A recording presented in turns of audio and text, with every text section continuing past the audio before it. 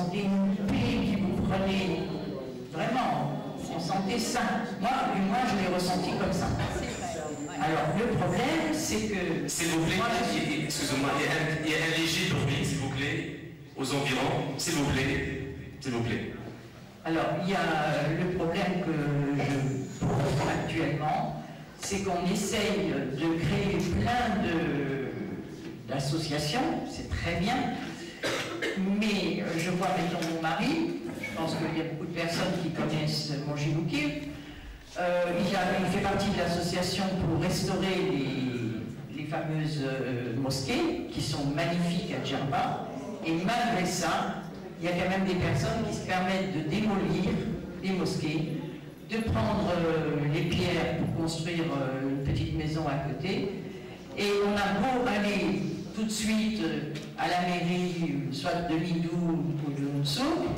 Moi, j'ai carrément été la dernière fois, justement, pour un problème exactement de démolition. Eh bien, je ne vous dis pas, le maire m'a tourné le dos, il ne m'a même pas salué, il a fermé son bureau et il est parti. Alors, je trouve ça inadmissible. On est quand même, on est du pays, on est déjà bien, et je trouve ça inadmissible au moins d'écouter pour essayer de sauver encore ce que l'on peut sauver. Je ne sais pas si vous vous rappelez, il y avait quand même beaucoup d'ateliers de tissage, c'était magnifique, on n'en trouve plus, les anciens rouges tombent en ruine. Qu'est-ce qu'on fait? On prend les pierres, on construit à côté, donc il va bientôt ne plus avoir du tout de verdure, si ça continue. Il est interdit d'arracher des palmiers, moi j'en vois sans arrêt. Quand ils s'installent dans un terrain pour construire, ils arrachent en premier lieu les palmiers. Alors qu'il est très possible de construire une maison au milieu des palmiers. Voilà.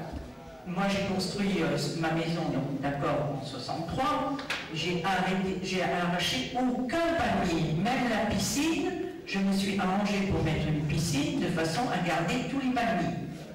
Et je trouve ça inadmissible. Il n'y a pas de conscience ici.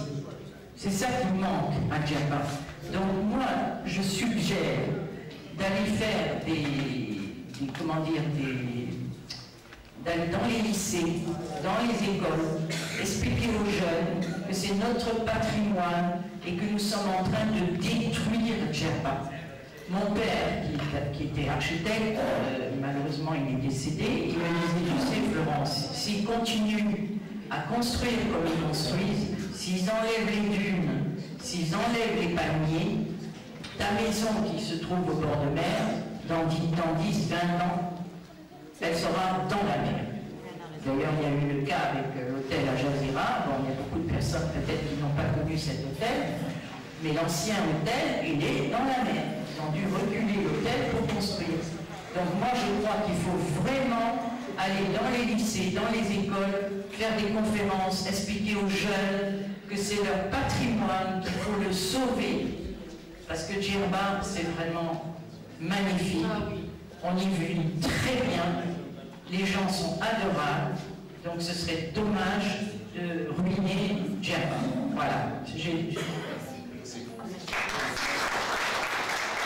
Merci Florence. S'il vous plaît, une petite remarque d'ordre organisationnel. Pour ne pas dévier du schéma qu'on a tracé pour la rencontre, on aimerait bien parler du futur, de l'avenir. D'accord? Les problèmes à Djerba ne finissent pas. Ça, vous le savez, depuis maintenant 4 décennies. Les démolitions des mosquées, des rouges, des ateliers de tissage, c'est systématique, c'est une hémorragie. Alors comment faire, vous et nous,